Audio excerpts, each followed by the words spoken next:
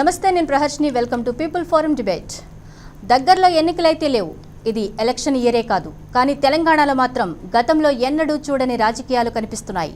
ఒకవైపు కేసీఆర్తో లెఫ్ట్ నేతలు సమావేశాలు జరుపుతుంటే, మరోవైపు జాతీయ నాయకులతో బీజేపీ ప్రచారం జోరుగా సాగిస్తోంది. జీవో 317పై రణరంగాన్ని సృష్టించిన బీజేపీ ఆ ఊపును మరింత పెంచేలా నేషనల్ లెవెల్ లీడర్లను దించుతోంది. ఇటు అదే సమయంలో తన స్ట్రాటజీ ఎలా ఉంటుందో చూపెట్టేందుకు కేసీఆర్ కూడా తన వంతు ప్రయత్నాలు చేస్తున్నారు.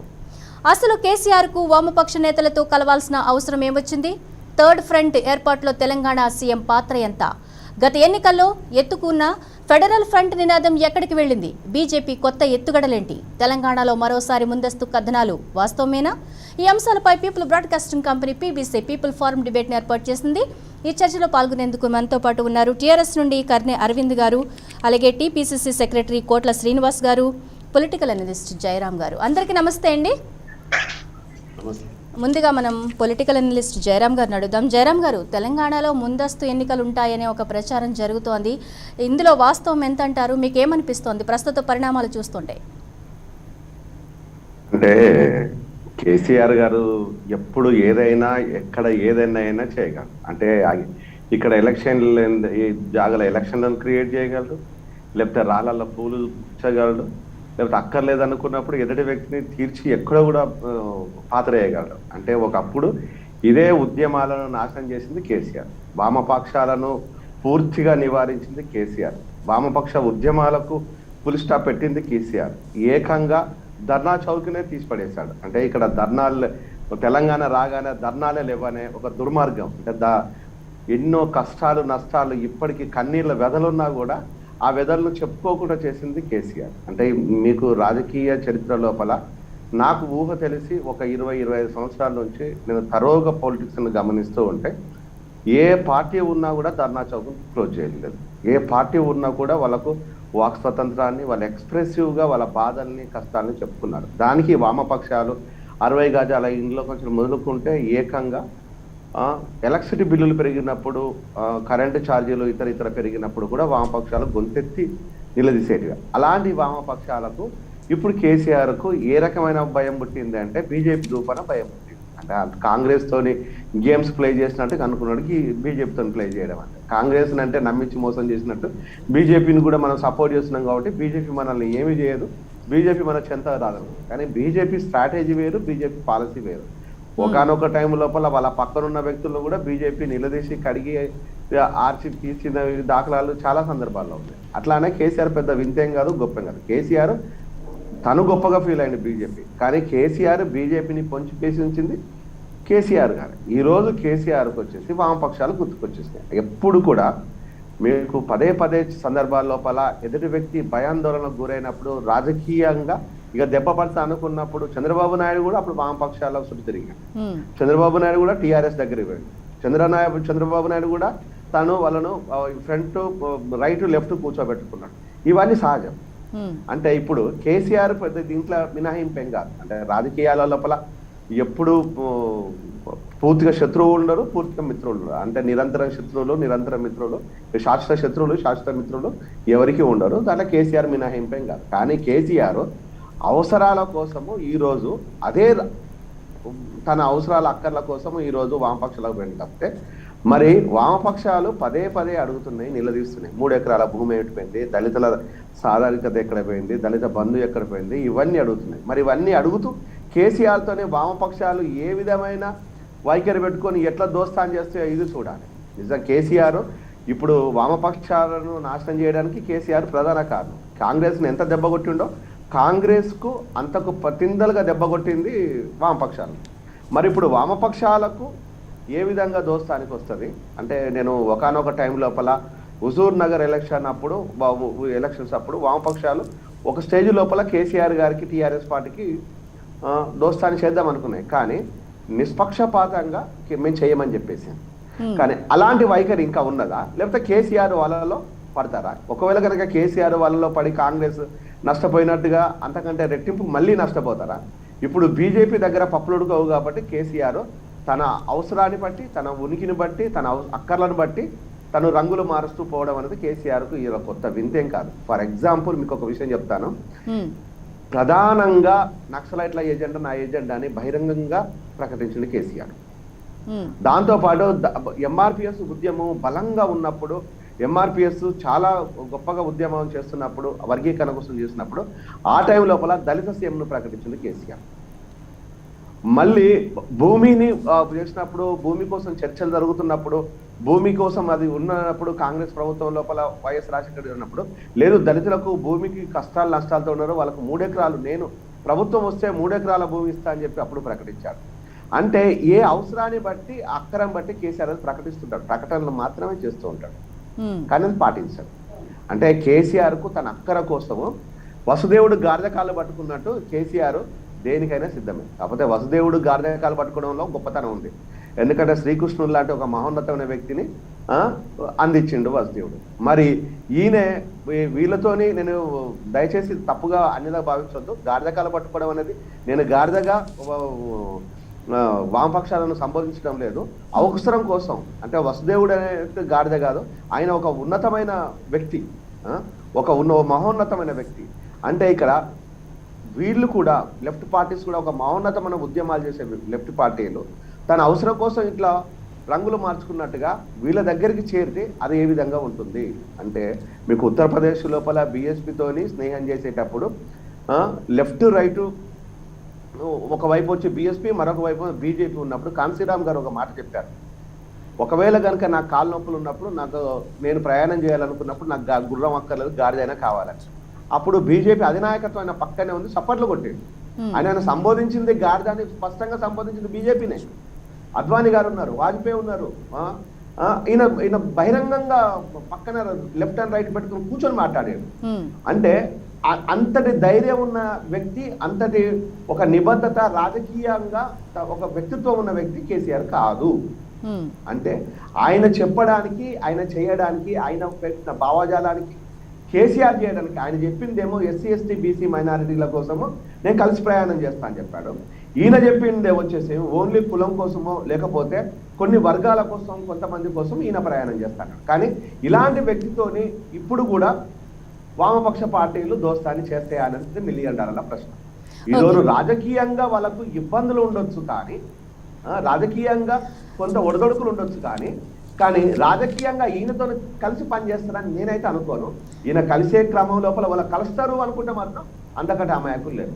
ఓకే జయరామ్ గారు, ఇప్పుడు టీఆర్ఎస్ నుండి అరవింద్ గారు ఉన్నారు కదా, అరవింద్ గారిని కూడా అడిగి తెలుసుకుందాం. అరవింద్ గారు, హఠాత్తుగా సీఎం కేసీఆర్ ను వామపక్ష నాయకులు కలవడంలో ఉన్న ఆంతర్యం ఏంటంటారు? మీకేం తెలుసు దీని గురించి? మేడం, ముందుగా మీకు good evening madam. Good evening. ప్యానెల్లో ఉన్నటువంటి పెద్దలందరికీ మంచినీళ్ళ దండాలు మేడం. తెలంగాణ ఉద్యమ వదనాలు. ఇవాళ కేరళ ముఖ్యమంత్రితో సీఎం కేసీఆర్ గారి భేటీలో ఇక్కడ ఉన్నటువంటి అభివృద్ధి సంక్షేమ అంటే డెవలప్మెంట్ విషయాలలో చర్చ జరిగినట్టు మనకు విశ్వసనీయతటువంటి సమాచారం ఉన్నటువంటి పరిస్థితి ఉంది.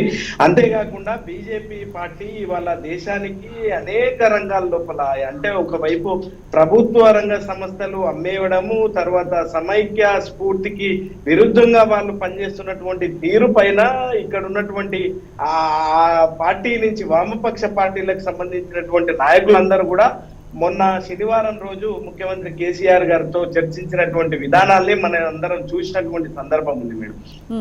అయితే ఓ గొప్ప విధానాలకి ఇవాళ గౌరవ ముఖ్యమంత్రి కేసీఆర్ గారు అంటే ఇవాళ దేశానికి ఒక మార్గదర్శకుడుగా ఇవాళ అవతరించినటువంటి తీరు, ఇవన్నీ కూడా అక్కడ చర్చకు జరిగినటువంటి సమాచారం అయితే మనకు ఉన్నటువంటి పరిస్థితి ఉంది. అంటే ఓవరాల్ గా చూసుకున్నట్లయితే ఇవాళ 5 రాష్ట్రాలలో జరగబోతున్నటువంటి ఎన్నికల వాతావరణం కానివ్వండి, ఈ ఎన్నికల ద్వారా రాబోయే 2 సంవత్సరాల తర్వాత ఉన్నటువంటి ఎన్నికల సినారియో మొత్తం కూడా ఒక పిక్చర్ లోకి వచ్చేటువంటి అవకాశం కూడా తప్పకుండా ఉంటది. కాబట్టి ఈ అంశాల పైన మాత్రం చర్చ జరిగింది. మొదటిగా చర్చ మాత్రం ఆ డెవలప్మెంట్ పైన మాత్రం తప్పకుండా చర్చ జరిగినట్టు సమాచారం.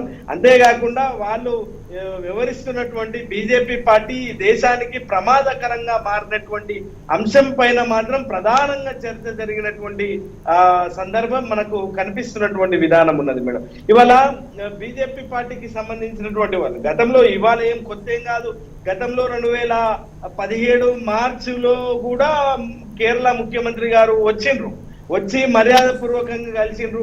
ఏ రాష్ట్ర ముఖ్యమంత్రులు అయినా మొన్న అంతెందుకు మేడం, రాష్ట్ర ముఖ్యమంత్రి కేసీఆర్ గారు తమిళనాడు సీఎం స్టాలిన్ దగ్గరకు పోయినప్పుడు మర్యాద పూర్వకంగా కలిసిండ్రు, మర్యాద పూర్వకంగా మాట్లాడుకున్నారు. అక్కడ ఉన్నటువంటి వాతావరణాన్ని, ఇక్కడ ఉన్నటువంటి మన సంక్షేమ అభివృద్ధి కార్యక్రమాల పైన చర్చ చేసినాం.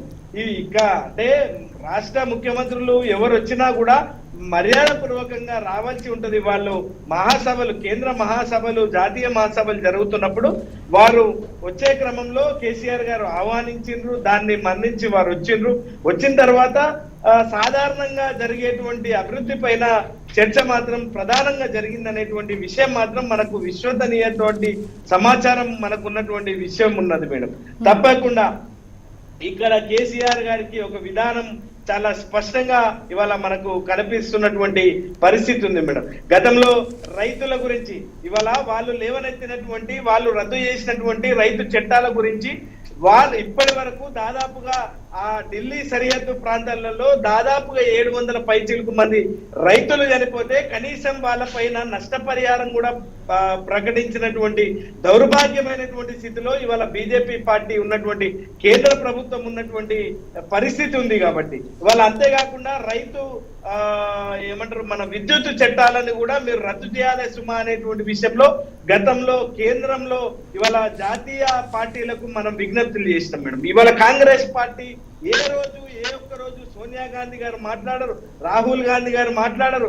ఎక్కడ కూడా వాళ్ళ విధానాల్ని చాలా స్పష్టంగా ఎక్కడ కూడా మాట్లాడినటువంటి తీరు మనకు కనిపించట్లేదు. ఈ విషయాలన్నీ పక్కన పెడితే తెలంగాణలో ముందస్తు ఎన్నికలకు వెళ్లే ఆలోచన ఉన్నట్టుగా కథనాలు వినిపిస్తున్నాయి. దీని గురించి మీరు ఏం చెప్తారు పార్టీ తరఫున? అంటే ఒకటి మేడం, ముందస్తు ఎన్నికలు పోవాల్సినటువంటి అవసరం అయితే టిఆర్ఎస్ పార్టీకి లేదు. ఒకవేళ ఉన్నప్పటికీ కూడా ఇవాళ చాలా స్పష్టంగా మ్యాండేటరీ ఉన్నటువంటి పరిస్థితి ఉంది కదా మేడం. ఇవాళ తెలంగాణ రాష్ట్రంలో అంటే అన్ని వర్గాలకు సమానంగా న్యాయం చేస్తున్నటువంటి, అన్ని వర్గాలకు అభివృద్ధి చేస్తున్నటువంటి ముఖ్యమంత్రి భారతదేశంలో నాకు తెలిసైతే ముఖ్యమంత్రి కేసీఆర్ గారు ఒకరే మేడం. స్వాతంత్ర 75 సంవత్సరాల నుంచి ఈ రోజు వరకు ఎవరైనా ఇన్ని పథకాలు ఉన్నాయా మేడం? ఒకవేళ ఉంటే ఎక్కడ ఉన్నాయా అనేటువంటి మాట మేము అడిగితే ప్రతిపక్షాల నుంచి సమాధానం లేనటువంటి పరిస్థితి ఉంది. కాబట్టి మాకు ముందస్తు ఎన్నికలు పోవాల్సినటువంటి అవసరం అయితే లేదు. ఎప్పుడు ఎన్నికలు జరిగినా తప్పకుండా తెలంగాణ రాష్ట్రంలో టిఆర్ఎస్ పార్టీ శ్రీరామ రక్ష. కాబట్టి అన్ని వర్గాలు, సకల జనులు, సబ్బండ వర్గాలు టిఆర్ఎస్ పార్టీ వెంటనే ఉంటాయి అనేటువంటి విషయం మరొకసారి ఈ వేదిక ద్వారా తెలియజేస్తా ఉన్నాను. ఓకే అండి, టీపీసీసీ సెక్రటరీ కోట్ల శ్రీనివాస్ గారితో కూడా మాట్లాడదాం. శ్రీనివాస్ గారు నమస్తే అండి. మరి తెలంగాణలో పరిణామాలు చూస్తున్నారు. గుడ్ ఈవినింగ్ అండి, చెప్పండి sir. Good evening. Good evening. Good evening. వినబడుతుందా మేడం? వినిపిస్తుందండి, వినిపిస్తుందా? మాట వినిపిస్తుందా మీకు? వినబడుతుంది మేడం, వినబడుతుంది. కాంగ్రెస్ దెబ్బతీసే క్రమంలోనే బీజేపీకి కేసీఆర్ ఆక్సిజన్ అందిస్తున్నారు అనే ఒక రూమర్ కూడా ఉంది. దీని మీద ఇందులో ఎంతవరకు వాస్తవం ఉందంటారు? మీ పార్టీ ఇప్పుడు ప్రస్తుతం రాష్ట్రంలో జరుగుతున్న పరిణామాలను ఏ విధంగా చూస్తోంది? మేడం, యోధులు కూడా కాంగ్రెస్ పార్టీని ఏమి చేయలేకపోయారు. తాత్కాలిక కొంత ఇబ్బంది పడవచ్చు, కానీ ఒక ఊసరవిల్లి కూడా సిగ్గుపడే పరిస్థితి ఈరోజు రాష్ట్ర ముఖ్యమంత్రిని చూసి సిగ్గుపడుతుంది. ఊసరవిల్లి, ఒక ఊసరవిల్లి, రంగులు మార్చే ఊసరవిల్లి మన రాష్ట్ర ముఖ్యమంత్రిని చూసి సిగ్గుపడుతుంది. ఎందుకంటే ఇప్పటిదాకా బీజేపీతోని ట్రావెల్ చేసాడు. ఇప్పటిదాకా బీజేపీ కేంద్రంలో తీసుకున్న నిర్ణయాలు అన్నిటికీ మద్దతు పలికిండు.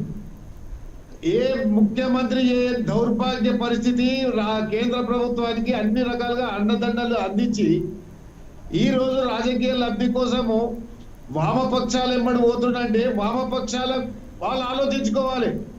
వాళ్ళు ఒక ఉద్యమ పార్టీ, ఉద్యమ నైపుణ్యం ఉన్న పార్టీ, ఉద్యమంలోకి వచ్చిన ఎంతో మంది ఈ రోజు చరిత్రలో ఉన్నారు.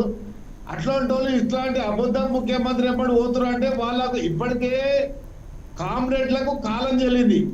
ఇంతో అంతో గౌరవిస్తూ ప్రజలు నల్గొండ లాంటి, ఖమ్మం లాంటి జిల్లాలో అది కూడా గౌరవించకుండా పోతారు రేపటి నుంచి. ఒకవేళ ఈ రోజు రాజకీయ కోణం నుంచి ఒకవేళ కేసీఆర్ తో జతగట్టి ఎన్నికలకు పోదామనే ఏదైతే అభిప్రాయం ఇట్లా వాళ్ళ వీళ్ళు మన వామపక్షాలు వస్తే మాత్రం వాళ్ళు చారిత్రాత్మకమైన తప్పు చేసినట్టుగా భావిస్తాం.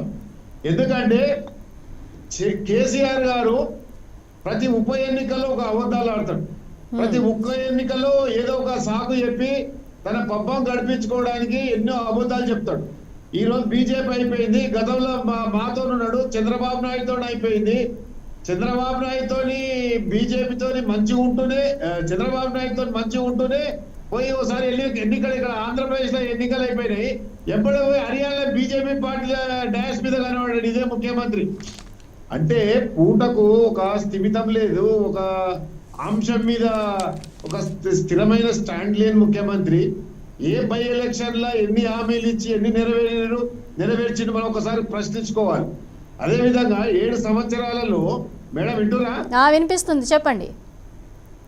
7 సంవత్సరాలలో కేంద్ర ప్రభుత్వము ఈ యొక్క దేశ ప్రజలను నడ్డి విరిచే విధంగా ఎన్నో పథకాలు తీసుకొచ్చింది. డిమానిటేషన్ కానీ, జిఎస్టీ కానీ, గ్యాస్ కానీ, నల్ల చట్టాలు కానీ, పెరిగిన డీజిల్ పెట్రోల్ కానీ, రైతుల పట్ల కానీ ఇన్ని చేస్తే వాళ్ళన్నిటికీ బీజేపీకి సహకరించి ఇవాళ నాకు బీజేపీకి నేను సహకరించను, బీజేపీ నాకు దోస్తాను లేదంటే ప్రజలు నమ్ముతారా అమ్మా?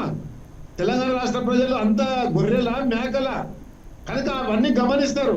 నిన్న మొన్నటి దాకా బీజేపీ ఓడిలో వండుకున్న ఈయన ఇవాళ పోయి కేరళ ముఖ్యమంత్రి రాగానే ఇవాళ బీజేపీ నాకు ఎదుగుతుంది, నాకు ప్రత్యామ్నాయ శక్తి ఎదుగుతుంది, నేను పక్కన వీళ్ళను పెట్టుకోవాలని కూడా దుర్మార్గమైన చర్య. అందులో బాగా పోయిన కుట్ర వామపక్షాలు గమనించాలి. వామపక్షాలకు చరిత్ర ఉంది. కాంగ్రెస్ పార్టీకి ఎంత చరిత్ర ఉందో ఇంచుమించు దగ్గర అంత చరిత్ర ఉన్న పార్టీ. వాళ్ళు అధికారం కోరుకోరు. అధికారం కోరుకోకుండా ప్రజా సమస్యల మీద గాని, ప్రజా ఉద్యమాల ఇట్లా గాని వాళ్ళు చేసే పోరాటం ఇంకే పార్టీ కూడా చేయలేదు. గతంలో చంద్రబాబు నాయుడు ముఖ్యమంత్రిగా ఉన్నప్పుడు బషీర్బాగు అల్లర్లలో మా పార్టీ మేము వాళ్ళతో అలయన్స్ ఉన్నాము. వాళ్ళే వీరోచితంగా పోరాడారు. కానీ ఆ పోరాట పటిమ ఈ రోజు రోజుకు వామపక్షాలకు తగ్గుతున్న క్రమంలో వాళ్ళు ఆ స్టాండ్ వాళ్ళు అట్లనే పెట్టుకుంటే వాళ్ళకు ప్రజలలో గౌరవం ఉంటుంది. వాళ్ళు గెలవచ్చు అది వేరే విషయం. కానీ వాళ్ళకు గౌరవం అనేది ఉంది ఈ రోజు కూడా వామపక్షాలకు. కానీ కేసీఆర్ ఎంబడి పోతే మాత్రం వాళ్ళ విలువ మొత్తం పోతుంది. అదే విధంగా కేసీఆర్ ను ఈ రోజు రాష్ట్ర ప్రజలు నమ్మడం లేదు. ఏ నిధుల కోసము, నీళ్ల కోసము, నియమాల కోసం తెచ్చుకున్నామో తెలంగాణను ఆ ట్యాగ్ లైన్ తుంగలో దొక్కిండు. ఇవాళ ఎందుకమ్మా బై ఎలక్షన్ లా నాగార్జున సాగర్ బై ఎలక్షన్ లా ఎల్లికట్టు ప్రాజెక్టు ద్వారా నువ్వు నీళ్ళు ఇస్తాని కూర్చేసుకొని కూర్చుంటాడు. ఇంతవరకు అబద్ధాలు చెప్పిండు. గ్రాడ్యుయేట్ ఎన్నికలప్పుడు 50,000 ఉద్యోగాల నోటిఫికేషన్ ఇస్తాడు, దానికి మొండి చేయి చూపించిండు. అదే విధంగా ఎమ్మెల్సీ ఎన్నికలప్పుడు మళ్ళీ ఇదే ఉద్యోగాల నోటిఫికేషన్ అన్నాడు, పిఆర్సీ అన్నాడు, మొండి చూపించిండు. ఎవరు నమ్ముతారు? ఇలా ఎవరు నమ్మాలి ఈ ముఖ్యమంత్రిని? రాష్ట్రంలో రైతులు చనిపోతే నష్టపరిహారం ప్రకటించని ముఖ్యమంత్రి కానీ ఆ ఢిల్లీలో చచ్చిపోయిన రైతులను మాత్రం పరామర్శించలేదు. ఈయన రాజకీయ లబ్ధి కోసం పోయి నరేంద్ర మోడీని కలిసాడని పక్కనే ఉన్న ఢిల్లీలో రైతులు దీక్ష చేస్తుంటే రాకేష్ టికాని గారు కలవడానికి ఆయనకు మనసు రాలి. కానీ ఇలా మాత్రం రాజకీయ కోణంలో మాత్రం ఇలా వాళ్ళకి టైం ఇచ్చి వామపక్షాలతో జతగడుతుడు. అనుకోనికి ఊసరవిల్లే సిగ్గుపడే పరిస్థితి ఈ రోజు ఊసరవిల్లకు వచ్చింది. ఊసరవిల్ల సంఘం ఏర్పాటైంది. మీకు తెలుసో లేదో, నల్లమల్ల అడవుల్లో ఊసరవిల్ సంఘం ఒకటి ఏర్పాటైంది. ఊసరవిల్లు అంతా ఊసని మనం చూస్తేనే జనాలు ఊసరవిల్లి రంగు మారుస్తారు. మరి కేసీఆర్ మనకంటే ఎక్కువ రంగులు మారుస్తారు. ఆయనను మన లోపల కలుపుకుందాం, మనం ఆయన లోపల పోదామని ఒక మీటింగ్ పెట్టుకుని నల్లమల్ల అడవులలో పెట్టుకొని వాళ్ళంతా సిగ్గుతో తల ఉంచుకొని వాళ్ళు ప్రజాస్వామ్యబద్ధంగా నల్లబట్టలు కట్టుకొని వాళ్ళు ప్రజాస్వామ్యబద్ధంగా వద్దు, అతనితో ఆ దుర్మార్గంతో మనకొద్దు, మన స్టాండ్ ఊసరవిల్లు అంటే కూడా ఈ రోజు ఒక గౌరవం ఉంది. పక్షులలో గాని, జంతువులలో గాని, అడవులలో కూడా ఊసరవిల్లికి ఒక గౌరవం ఉంది. ఊసరవిల్ని ఎవరు చంపరమ్మా, రంగులు మారుస్తారు కానీ ఎవరు చంపరు. కానీ కేసీఆర్ ఆ సంఘం ఊసరవిల్లి సంఘమే బహిష్కరించింది కేసీఆర్ గారిని. అంటే మీ వాయిస్ కట్ అయింది, మ్యూట్లోకి వెళ్ళింది చూడండి ఒకసారి. కేటీఆర్ ఎప్పుడు విముక్తి అవుతుంది, ఎప్పుడు పోతుంది, ఏ కొలువుల కొట్లాట కోసం అయితే తెలంగాణ తెచ్చుకున్నామో నీళ్ళు పక్క రాష్ట్ర ముఖ్యమంత్రి దొంగలేగా తీసుకపోతుండే ఫామ్ హౌస్ లో వండుకున్న దద్దవ సన్యాసి ముఖ్యమంత్రి. మరి నియామకాలు 1,90,000 ఉద్యోగాలు 1,200 మంది విద్యార్థుల బలిదానాల మీద ఏర్పడిన తెలంగాణలో ఇంతవరకు ఉద్యోగాలు ఇవ్వని ముఖ్యమంత్రి ఎందుకమ్మా? మనకి ఇలా దమ్ముందా కేసీఆర్ గారికి యూనివర్సిటీకి వచ్చి మీటింగ్ పెట్టగలుగుతాడా? ఇలా ఏ స్నాతకోత్సవమైనా కానీ కేంద్ర ప్రభుత్వం ఏదైతే మన యూనివర్సిటీకి సంబంధించిన ఫంక్షన్లు అయితే ఆచార్య ఇంజనీరింగ్ యూనివర్సిటీలో పెట్టిస్తాడు. కానీ ఈ మాత్రం రాజకీయ కేటీఆర్ కానీ కేసీఆర్ గారి మంత్రిమండలికి ఒక్కరికన్నా వచ్చి మా ప్రశ్నకు సమాధానం చేస్తే నేను ముక్కు నెలకు రాసుకుంటా మేడం. అక్కడ అరవింద్ గారు భూసర్వీలే సిగ్గుపడే పరిస్థితి ఈ రోజు ఉంది. కనుక ఈ ముఖ్యమంత్రిని చూసి వామపక్షాలు పోతే ఈ రోజు నేను గౌరవిస్తా వామపక్షాలలో ఒక ధర్మభిక్ష గాని, ఒక నర్ర రాఘవరెడ్డి గాని, ఒక మల్లు స్వరాజ్యం గాని, ఒక భీమిరెడ్డి నరసింహారెడ్డి గాని వీళ్ళంతా సాయుధ పోరాటంలో పాల్గొన్నారు. ఆ రోజు నిజాం వ్యతిరేకించిన చరిత్ర వామపక్షాలది. కానీ ఈ సన్యాసి ఎంబడి పోతే వీళ్ళకి ఏం మిగులుతుంది? బూడిది మిగులుతుంది. వీళ్ళకున్న చరిత్ర కనుమరుగైతుంది. ఈ రోజు వామపక్షాలకు చరిత్ర ఉంది దేశంలో, కానీ కనుమరుగు చేసుకుంటారు వాళ్ళ చేతిలో ఆయనతో మీటింగ్లు పెట్టుకొని. కనుక ఎన్ని ఒకవేళ వామపక్షాలు కేసీఆర్ తో జతగట్టే కానీ మేము కాంగ్రెస్ పార్టీ అధికారంలోకి వస్తాం. 23లో మేము ఆయన కేసీఆర్ గారు ఏమనుకుంటారంటే కాంగ్రెస్ కి ఏం లేదు, బీజేపీ నాకు ప్రత్యామ్నాయం అని అనుకుంటున్నాడు. బీజేపీకి లాస్ట్ టైం ఎన్నికల్లో 2,103 స్థానాల్లో డిపాజిట్లు రాలే. కానీ మేము 12 మంది 21 మంది ఎమ్మెల్యేలు గెలిచినాం. లాస్ట్ టైం ఎంత మంది గెలిచినామో ఒక ఎమ్మెల్యే గెలిచినాం. ఆ తర్వాత రఘునందన్ గెలిచిండు, తర్వాత ఇప్పుడు ఈటల రాజేందర్ గెలిచిండు. ఈటల రాజేందర్ ఒక వ్యక్తిగా గెలిచింది తప్పితే బీజేపీ పార్టీగా గెలవలేదు. కనుక కాంగ్రెస్ పార్టీ ప్రత్యామ్నాయమే, టీఆర్ఎస్ ప్రత్యామ్నాయమే కాంగ్రెస్ పార్టీ. ఇప్పటిదాకా కర్ణ అరవింద్ అన్నాడు. అరవింద్ తింటున్నావా?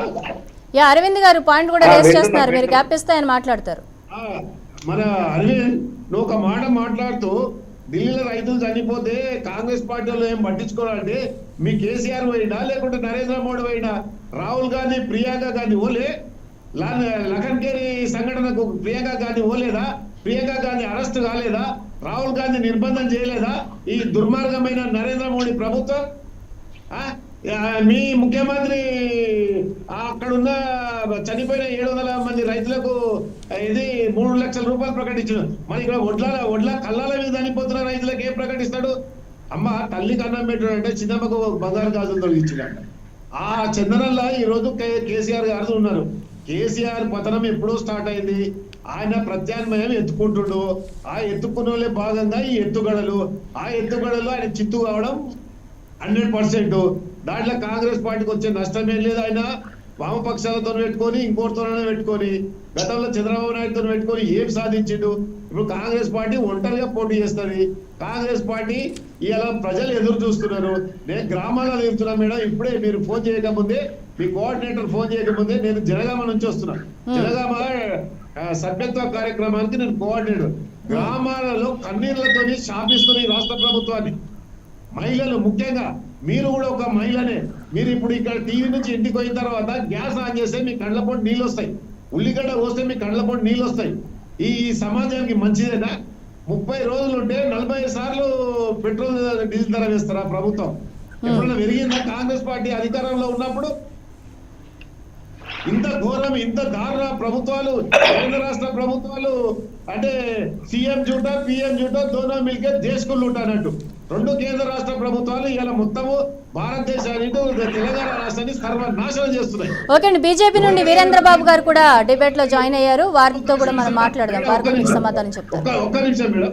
370 ఆర్టికల్, జమ్మూ కాశ్మీర్ ప్రతిపత్తి, త్రిపుల్ తలాక్, జిఎస్టి, గ్యాస్, నల్ల చట్టాల మీద అన్ని రాష్ట్ర ప్రభుత్వాలు అసెంబ్లీ తీర్మానం చేస్తే మన ప్రభుత్వుడు అసెంబ్లీ తీర్మానం చేయడానికే సాహసించలే. ఇది ఎంతవరకు కరెక్ట్? ఒకసారి ఏమో నరేంద్ర మోడీ ఒడిలో ఉంటాడు, ఒకసారి ఏమో ఇప్పుడేమో వీళ్ళు దొరికారు, ఎవరు మన వామపక్షాల ఒడిలో ఉంటారు. కానీ ప్రజలు విశ్వసించారు ఈ ముఖ్యమంత్రికి ఈ ఎన్నికల్లో గురపడని చెప్పుడే ఈయన ఇంటికి పంపించడే. ఈయన కొత్త కట్టుకున్న జైల్లో ఈయన ఉండుడే. ఓకే అండి, వీరేంద్ర గారితో మాట్లాడదాం. వీరేంద్ర గారు నమస్తే అండి. నమస్తే అండి. నమస్తే. డిబేట్ వింటున్నారు. శ్రీనివాస్ గారు అనేక అంశాలు లేవనెత్తారు. మరి బీజేపీ చాలా దూకుడు మీద ఉంది. జీవో నెంబరు 317 విషయంలో రాజీ లేని పోరాటమే చేస్తామంటోంది. లోకల్ అంశంపై పోరాటంలో జాతీయ నాయకులను తీసుకురావాల్సిన అవసరం ఎంత ఉందంటారు? ఇప్పుడు ప్రస్తుతం పరిణామాలు చూస్తున్నారు మీరు, మీకేమనిపిస్తుంది? ఇప్పుడు అందరికీ నమస్కారం అండి. నమస్తే. అయితే రాష్ట్రంలో ఏం జరుగుతుంది అనేది అందరికి చాలా క్లియర్ గా అర్థమవుతుంది. చిన్న పిల్లని అడిగినా చెప్తారు. రాష్ట్రంలో మొన్న హుజూరాబాద్ ఎలక్షన్లు అయిపోయిన తర్వాత మరి సీఎం గారికి ఏమి ఇక అయిపోయింది, ఎలక్షన్స్ అయిపోయింది, నా పని అయిపోయిందని మైండ్ బ్లాక్ అయిపోయి ఏం చేస్తున్నారో ఆయనకు అర్థం కావట్లేదు. ఒక్కటే ఇప్పుడు ఆయన ఏంటంటే ఎట్లయినా ప్రజలను తిరస్కరించబోతున్నారు కాబట్టి నేను వీళ్ళపైన కచ్చ తీర్చుకుంటాను. ఈ కచ్చ ఏ విధంగా తీర్చుకుంటా అంటే మొదలుగా రైతుల దగ్గర నుంచి స్టార్ట్ అయింది. గత 7 సంవత్సరాల నుంచి ధాన్యం కొనట్లేదా, చేయట్లేదా, అన్ని చేస్తున్నారు. మరి ఇప్పుడు వచ్చేకల్లా ఎందుకు కేంద్రంపై నెపం చేసి అంటే రైతుల్ని ఇబ్బంది పెట్టి, రైతులు ఎంతమంది చనిపోయారు, వారు ఏమంటారంటే ధాన్యం పైనే అక్కడ పడుకొని దానిపైన రాత్రి పగులు వర్షాన్ని ఎండకి వానకి తరిచి అక్కడ ప్రాణాలు వదిలిపెట్ట జరిగింది. మళ్ళీ తర్వాత నెక్స్ట్ మొన్న ఎమ్మెల్సీ ఎలక్షన్ లో ఏమంటారంటే కొనా ఊపిరితో వెంటిలేటర్ మీద పోయి మళ్ళీ బతికి బయటపడ్డ ఎమ్మెల్సీలు. మరి ఈ 2 ఎమ్మెల్సీలు ఇప్పుడు వాళ్ళు గెలిచి కూడా టీచర్లకి ఎటువంటి సాయం చేయలేకపోతున్నారు. 317 జియో గురించి మాట్లాడలేకపోతున్నారు. ఇటువంటి వ్యక్తులు అవసరమా అని టీచర్లు అడుగుతున్నారు.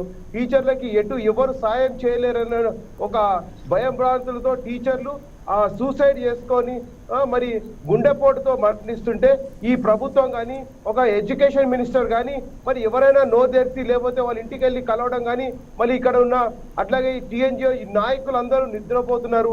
వాళ్ళ ఇన్ని రోజులు వాళ్ళని పెంచి పోషించిన ఈ టీచర్లు కానీ యూనియన్లు అందరు కలిసి వీళ్ళు యూనియన్లు పోషిస్తే వీళ్ళు పోయి ప్రగతి భవన్లో సీఎం తోటి బిర్యానీలు తినుకుంటూ ఆహా ఊహా నవ్వుకుంటూ చేసుకుంటూ ఇక టీచర్ల నయోమయం పెట్టి వీళ్ళని ఇబ్బంది చేస్తున్నారు. మరి ఇవన్నీ జరుగుతున్నాయి. ఇవన్నీ జరుగుతుంటే దానికోసము బండి సంజయ్ గారు టీచర్లందరూ మా నాయకులు ఎటువంటి పనికిరాని నాయకులు, టీఎన్జిఓ నాయకులు ఏమైనా ప్రభుత్వం మోచేతులు నీళ్ళు తాగుతూ ప్రభుత్వం చెప్పినట్టు ఆడుతున్న ఈ నాయకులు మేము వీళ్ళందరినీ పిఆర్టీ యూనియన్ ఇటువంటి యూనియన్ అన్నింటి మేము బహిష్కరిస్తున్నాము అని చెప్పేసి బహిష్కరించి ఎప్పుడైతే మరి బండి సంజయ్ గారిని కోరారో బండి సంజయ్ గారు దీక్ష దిగితే బండి సంజయ్ గారిని ఆయన ఎంపీ ఆఫీస్ లో కోవిడ్ నిబంధనలతో ధర్నా చేస్తుంటే ఒక దీక్ష చేస్తుంటే ఇంకా పగులు కూడా రాత్రి కూడా దీక్ష చేస్తుంటే మీరు కట్టర్లతో డోర్లు కట్ చేసి వెంటిలేటర్ కొట్టి ఏ రకమైన మెరుపుదారులు చేసి ఆయనని ఎత్తుకెళ్ళి తీసుకెళ్ళి అరెస్ట్ చేశారే. మరి ఈ రకమైన మీరు చేస్తేమో ఉద్యమం చేస్తే మేము చేస్తేమో అరాచకమా? మీ పోలీస్ వ్యవస్థ మాపై జులుం చూపిస్తుంది. భారతీయ జనతా పార్టీ కార్యకర్తల పైన ఒక ఎంపీని ఆ విధంగా మీరు తీసుకెళ్తారా? ఒక రాష్ట్ర నాయకుడిని ఆ విధంగా మీరు అరెస్ట్ చేస్తారా? ఇది ఒక నిరసనగా మొత్తం దేశవ్యాప్తంగా మోడీ గారు కూడా ఫోన్ చేసి మాట్లాడారు. బండి సంజయ్తో ఎలా ఉంది, యోగక్షేమాలు తెలుసుకున్నారు. తెలంగాణలో ఏమవుతుంది అని వారే ఆశ్చర్యపోతున్నారు. ఈ సీఎం ఏమైపోయింది, ఈయనకి ఢిల్లీకి వచ్చినప్పుడు పిల్లిలాగా ఉంటాడు, టీఆర్ఎస్ మన రాష్ట్రానికి పోయినా పుల్లిలాగా ఏం చేస్తున్నారు, గాండ్రిస్తున్నాడు. ఈయన పని పట్టండి అని మా అమిత్ షా గారు చెప్పారు. ఈయనకేమో మతి స్థిమితం లేకుండా అయిపోయినట్టుంది. ఈయనని ప్రజలను ఇబ్బంది చేస్తున్నాడు. ఇటు నా గవర్నమెంట్ వ్యవస్థని, గవర్నమెంట్ టీచర్లని, అట్లనే గవర్నమెంట్ ఎంప్లాయీస్ ని వాళ్ళ రక్తం పీల్చుదాం అనుకుంటున్నాడు, వాళ్ళ కుటుంబాలతో ఆట ఆడుదాం అనుకుంటున్నాడు. కాబట్టి వీరేంద్ర గారు మీ ఆడియో కట్ అయిందండి. మా కేంద్రం నుంచి మాకు చెప్పారు ఇక్కడ ఈ రాష్ట్రంలో ఏదో చేయబోతున్నారు ఈ సీఎం గారు, ప్రజలను నిద్రపోనియకుండా చాలా ఇబ్బంది చేస్తున్నారు. కాబట్టి మీరు చేసే కార్యక్రమాలు చేయండి అంటే మేము నిరసనలు ఏవైతే చెప్తున్నామో ఈ రాష్ట్ర ప్రభుత్వం ఏదో చేస్తుందో పథకాలు కానీ చెప్పడం కానీ ఇవ్వట్లేదు. కాబట్టి ప్రతి ఒక్కటి ఏదైతే ప్రభుత్వం చేస్తుందో దాన్ని నిలదీయడం కోసము భారతీయ జనతా పార్టీ కార్యకర్తలు కానీ నాయకులు కానీ అహర్నిశలు కృషి చేసి మళ్ళీ ప్రజల్లో ఒక చైతన్యం తీసుకొచ్చి ఈ తెలంగాణ ప్రభుత్వం చేస్తున్నాయి అందరి మధ్యలో మరి నలుగురి మధ్యలో పెట్టి మరి చేస్తున్న అరాచకాలు, మోసాలు, దగాలు, హత్యలు, మళ్ళీ కబ్జాలు ఇవన్నీ మేము ప్రజలకి దగ్గర తీసుకెళ్ళడానికే ఈ ప్రయత్నం చేస్తున్నామని మీకు చెప్తున్నామండి. ఓకే అండి. అరవింద్ గారు బీజేపీని కాంగ్రెస్ లో దెబ్బతీయడం అంత ఈజీ కాదనుకునే కేసీఆర్ ఇప్పటి నుంచే థర్డ్ ఫ్రంట్ రాజకీయాలు మొదలు పెట్టేశారు అని అనుకోవచ్చు అంటారా? మేడం ఒక్క మాటలో చెప్పాలంటే ఇవాళ బీజేపీ పార్టీకి కానివ్వండి, లేదు అనుకుంటే కాంగ్రెస్ పార్టీ కానివ్వండి, ఇవాళ వీళ్ళు చెప్పేటువంటి మాటల్ని పూర్తి స్థాయిలో ఎవరు కూడా నమ్మేటువంటి పరిస్థితి మాత్రం ముమ్మాటికి లేదు. వీళ్ళు వివరిస్తున్నటువంటి నూతనంగా ఏర్పడినటువంటి రాష్ట్రాల్లో వీరు అవలంబిస్తున్నటువంటి విధానాన్ని మనం వ్యతిరేకించడం, మనకు హక్కుగా మనకు రావాల్సినటువంటి వాటా విషయంలో మనం అడిగినాం, అంతేగాని వాళ్ళ ఏదో మనము ఇప్పటి వరకు కూడా మనం కోరలేదు, కోరపోము కూడా. మనం ఏమంటున్నాం, మనకు రాష్ట్రానికి రావాల్సినటువంటి న్యాయబద్ధంగా రావాల్సినటువంటి వాటాల విషయంలో గతంలో అడిగినటువంటి పరిస్థితి ఉంది. ఇవాళ ఫ్రంట్ అనుకున్నప్పుడు ఒకవేళ కేసీఆర్ గారు ఒకవేళ ఇక్కడ కాకుండా దేశంలో రాజకీయం చేయాలి అనుకున్నప్పుడు తప్పకుండా ఇవాళ కేసీఆర్ గారిని ఆయన ఒక ముఖ్యమంత్రిగా ఇక్కడికి ఉన్నటువంటి అవసరం ఏం లేదు మేడం. వారి సేవలు దేశానికి అవసరం అనుకున్నప్పుడు తప్పకుండా ముఖ్యమంత్రి కేసీఆర్ గారు ఇదొక ఆశ్చర్యపదం. ఈయన సేవలు దేశానికి అవసరం వచ్చిందా మాకు ఒక నవ్వు వస్తుంది. ఎందుకంటే అభివృద్ధి కార్యక్రమాలు ఈయనపై సీఎం అనడమే కానీ ఏ రాష్ట్ర సీఎం వచ్చి రైతు బీమా లాంటి మన రైతు బంధు లాంటి పథకాలని ఇవాళ కేంద్ర ప్రభుత్వం కాపీ కొట్టినటువంటి కానీ కేంద్ర ప్రభుత్వం చెబుతోంది, కేంద్ర ప్రభుత్వం యొక్క పథకాలనే రాష్ట్రాలన్నీ కూడా కాపీ కొట్టి వాళ్ళకి ఇష్టం వచ్చిన పేర్లు పెట్టుకుంటున్నాయని చెప్పి బీజేపీ ప్రధానంగా చాలా సార్లు వాదిస్తోంది. మేడం ఇవాళ మన తెలంగాణ రాష్ట్రంలో ఎంత గొప్పగా ఇవాళ రైతుకు కానివ్వండి, లేకుంటే కర్షకుడు కానివ్వండి, అన్ని వర్గాల గురించి ఇవాళ ఆలోచన చేస్తున్నటువంటి ఏకైక ముఖ్యమంత్రి భారతదేశంలో మీకు తెలిసి మీరు చూసి ఏ ముఖ్యమంత్రి అయినా ఉన్నారా? ఒక కేసీఆర్ గారు తప్పిస్తే అన్ని వర్గాల కోసం 4 మూలల తెలంగాణ పైన పట్టున్నటువంటి ముఖ్యమంత్రి గారు కేసీఆర్ గారు, మన రాష్ట్ర ముఖ్యమంత్రి. కాబట్టి ఇవాళ ఎక్కడ కాపీ కొట్టినాం మేడం? ఏ పథకం మనం కాపీ కొట్టి ఇవాళ కేంద్ర పథకాన్ని రాష్ట్ర పథకం రేషన్ షాప్ లో మోడీ గారి ఫోటో లేదు, వ్యాక్సినేషన్ సెంటర్ లో మోడీ గారి ఫోటో లేదు, వ్యాక్సినేషన్ కేసీఆర్ గారు ఫామ్ హౌస్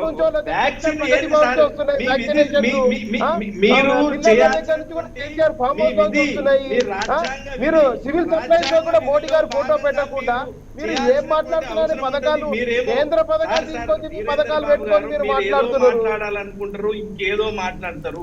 దయచేసి ఆలోచన చేసి మాట్లాడండి, అవగాహనతో మాట్లాడండి, ప్రాక్టికల్ గా మాట్లాడండి, ఉన్నది ఉన్నట్లు మాట్లాడండి. మీ సీఎం గారు ఒక ప్రకటన ఉందా? 8 మంది టీచర్లు చనిపోతే వాళ్ళ కుటుంబాలు ఏమవుతున్నాయి, ఏ గోశాల ఉన్నాయి? ఎడ్యుకేషన్ మినిస్టర్ వెళ్ళి కలిసారా? ఆ కుటుంబాలను పరామర్శించారా? టీఎన్జీఎం నాయకులు ఎక్కడ పోయారు? ఎక్కడ దాచుకున్నారు ఈ టీఎన్జీఎం నాయకులు? ఓకే, జయరామ్ గారు మాట్లాడండి మీరు. ఒక్క నిమిషం అండి వీరేంద్ర గారు, అలాగే శ్రీనివాస్ ఒక్క నిమిషం. కుటుంబాలని మింగారు ఈ ప్రభుత్వము. ఈ ప్రభుత్వం 8 మంది టీచర్లని వాళ్ళ కుటుంబాలని వాళ్ళందరినీ అన్యాయం మాట్లాడేటువంటి క్రమంలో మీరు మాట్లాడేటువంటి దాంట్లో ఒక కన్స్ట్రక్టివ్ గా మాట్లాడాలి, కాంక్రీట్ గా మాట్లాడాలి.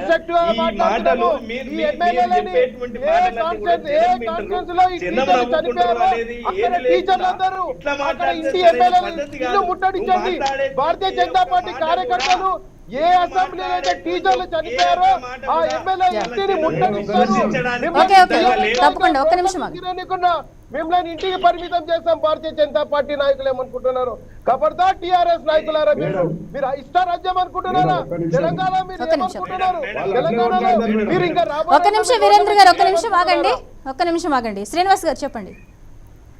మేడం, మన చర్చ మంచి వాతావరణంలో వస్తుంది. ఈ వాళ్ళు అరుచుకోవడం వల్ల ఏ ప్రయోజనం ఉండదు. అవును. రెండవది రాష్ట్ర ప్రభుత్వము ఆయన మాట్లాడేది ఇప్పుడు మీరు ఎట్లా మాట్లాడుతూ ఉన్నారు, ఆయన ఎట్లా మాట్లాడుతూ ఉన్నారు? దయచేసి నేను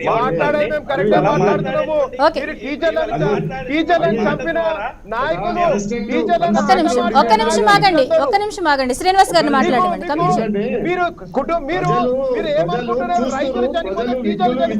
మీకు బాధ లేదా? మీ కుటుంబంలో పోతే మీకు ఎట్లా అనిపిస్తుంది? అన్యాయంగా ఏ రకంగా చనిపోయినారో మీకు తెలుసా? మీరు చేసిన వందల మంది చనిపోయినారు వీరేంద్ర కాబట్టి బాబు. ఈ విధంగా మాట్లాడాల్సి వస్తుంది మేడం. మీరు ఒక్కటి గ్రహించండి మేడం, కుటుంబ సభ్యులు వీరేంద్ర చనిపోతే ఎంత ఓకే. బాధ అనిపిస్తుంది. అడుగుదామండి వీరేంద్ర గారు, ఒక్క నిమిషం ఆగండి. ఒక్క నిమిషం ఒక్కసారి వీరేంద్ర, ఒక్క నిమిషం అమ్మా. మేడం, రాష్ట్రంలో ప్రజాస్వామ్యం మొత్తము మంట కలిసిపోయింది. ముఖ్యంగా Yes, ఆ మాట చెప్పండి. కేసీఆర్ గారు ముఖ్యమంత్రి అయిన తర్వాత ప్రతిపక్షాలే ఉండొద్దు. The beauty of democracy in position and opposition. అంటే ఒక అందమైన ప్రజాస్వామ్యం ఉండాలంటే ప్రతిపక్ష పాత్ర ఉండాలి, అదే విధంగా పాలక పక్షం కూడా ఉండాలి. కానీ ముఖ్యమంత్రి గారు ఫెడరల్ స్ఫూర్తికి విరుద్ధంగా మన ఫ్యూడల్ వ్యవస్థను మనం ఇంప్లిమెంటేషన్ చేస్తాం. ఫ్యూడల్ వ్యవస్థ అంటే ఒక నియంత గడిల పాలన, నిజాం సర్కార్ పాలన అదే. అయితే అది ప్రజాస్వామ్యానికి ఒక గొడ్డలు పెట్టు. దానివల్ల ప్రజాస్వామ్యం పరిడలిల్లదు. దానివల్ల ప్రజాస్వామ్యం పరిడలిల్దా అనుకుంటే దానికంటే మూర్ఖత్వం ఉండదు. ప్రతిపక్షాలు ఉండొద్దు, నన్ను ఓడి అడగొద్దు, నన్ను అడిగే సాహసం ఓడి చేయొద్దు అనుకున్న ప్రతి ఒక్క వ్యక్తిని, ఏ పార్టీ వాళ్ళనైనా సరే, ఇలా అవసరం వచ్చింది కాబట్టి వామపక్షాల కాలు పట్టుకుంటుంది తప్ప అవసరం రాకుంటే మాత్రం వాళ్ళని కూడా చెర్లపల్లి జైలుకు పంపించే ఓకే, జయరాం గారు మీరు చెప్పండి. ఇప్పుడు థర్డ్ ఫ్రంట్ ఏర్పాట్లో కేసీఆర్ పాత్ర పరిమితులు ఉండవు అని అంటుంటారు. మరి థర్డ్ ఫ్రంట్ ఏర్పాట్లో ఇంకా ఏ పార్టీలను కలుపుకుపోయే అవకాశం కనిపిస్తోంది? ఇక్కడ ఏంటంటే మనకు స్క్రీన్ మీద కనిపించేది ఫైటింగ్, అది నిజమైన ఫైటింగ్ కాదు. బీజేపీ టీఆర్ఎస్ తన్నుకోవడం అంటే అది పెద్ద 2022 biggest joke. BJP TRS MIM ఒకటి, అవన్నీ ఒకటే. అదంతా ఒక్కింట్లో ఉండే పరిస్థితులే. ఎప్పుడైనా మీరు ఎక్కడైతే కాంగ్రెస్ని దెబ్బ కొట్టాలో అక్కడ ఎంఐఎం వాళ్తుంది. వాళ్ళేసి ఏం చేస్తుంది, ఆ ముస్లిం ఐక్యత గురించి మాట్లాడుతుంటుంది. అక్కడ హిందూ సామ్రాజ్యాన్ని, హిందూ వ్యవస్థ గురించి బీజేపీ చెప్పుకుంటూ ఉంటుంది. అంటే ఇక్కడ హిందువులు లేరు, అక్కడ ముస్లిమ్స్ లేరు. డెమోక్రటిక్ సిస్టమ్ లోపల గెలవాల్సింది పోయి ఇక్కడ వీళ్ళు కులాలను మతాలను తీసుకొచ్చి పెడుతున్నారు. ఇదంతా ఒక ఎత్తు. అంటే ఇప్పుడు చేస్తున్న డ్రామా అంతా, నేను గమనిస్తున్న సిచ్యువేషన్ అంతా కాంగ్రెస్ను దెబ్బ కొట్టడం కోసం ఇదంతా డ్రామా చేసినట్టు అయితే, ఇంతకుముందు కాంగ్రెస్ మిత్రుడు చెప్పినట్టుగా కాంగ్రెస్కు ఒక చరిత్ర ఉంది. చరిత్ర లోపల ఒడిదొడుకులు అనేది సర్వసాధారణం. అలా అని నేను కాంగ్రెస్ నేను ఫేవర్ చేయటం లేదు. కాంగ్రెస్ అనేక సందర్భాల్లో రేవంత్ దాఖలాలు ఉన్నాయి. సో ఇక్కడ కాంగ్రెస్ ఒక చరిత్ర ఉంది. ఇక్కడ కనుక ఇవన్నీ కలుపుకొచ్చే ప్రోగ్రామ్ ఏం చేస్తుంటే, నేను ఇచ్చేసి ఇతర పక్షాలను కలుపుకొస్తాను, నేను రాష్ట్రంలో ఉంటాను, నువ్వు మిత్రం ఇంకొక పక్షాలను కలుపుతారా, నువ్వు దేశంలో ఉండు. ఇది వీరిద్దరి మధ్యలో ఉండే ఒక అవగాహన. ఈ అవగాహనను తీసుకొచ్చి జనాల మీద రుద్దే ప్రోగ్రామ్ ఇది. దీన్ని ఇవాళ కలుస్తారా అంటే రాష్ట్రంలో ఉండే ఏ నాయకులు ఈయన దగ్గరికి పోలేదు. చుట్టం సుంక ఎవరినో పోయి కలిసి ఏదో పనుల మీద కలిసినట్టు అయితే అదొక జలక్ లాంటిది ఇవ్వాలనుకుంటే కేసీఆర్ గారు చేస్తున్న ఒక అవగాహన రహిత్యం. ఈయనకి ఏమనుకుంటా అంటే నాకు మాత్రమే తెలివితేటలున్నాయి, ఆయన మాత్రమే అనుకుంటాడు. ఎవరు అనుకోవటం. చంద్రబాబు నాయుడు అనుకునేవాడు. ఆయన ఏమనుకునేవాడు అంటే పొద్దాక వచ్చేసి ఒక కార్పొరేటివ్ సిస్టంలో సీఎం లాగా ఉండేవాడు అని ఫీల్ అయ్యేవాడు. ఇప్పుడు ఈయన కూడా అంతే, నేను మాత్రమే చాలా గొప్పగా రాజకీయ చతురతను చూపిస్తా అనుకుంటాడు. రాజకీయ చరిత్ర నువ్వు చూపించడానికి ఏముంది? నిన్న కాక మొన్న స్టాలిన్ దగ్గర పోయినావు. స్టాలిన్ దగ్గర దేనికోసం పోయినావు? జయలలిత భూముల కోసం పోయినావు. ఇక్కడ జయలలిత ఇవి ఉన్నాయి, దాదాపుగా 1000 కోట్ల భూములు, 1000 కోట్ల భూములు కొట్టేయడం కోసం అక్కడ పోయి ఇద్దరు వాటర్లు మాట్లాడుకొని వచ్చేసారు. ఆ విషయం ఎవరికి తెలియదా? అందరికీ తెలిసిన విషయమే. నువ్వు పొద్దాక పోయి 7 సంవత్సరాలుగా బీజేపీని ఎందుకు స్తుతించినావు? ఎవడు స్తుతించమన్నాడు? ఎవడన్నా రాష్ట్రంలో అడిగిల్లా నిన్ను?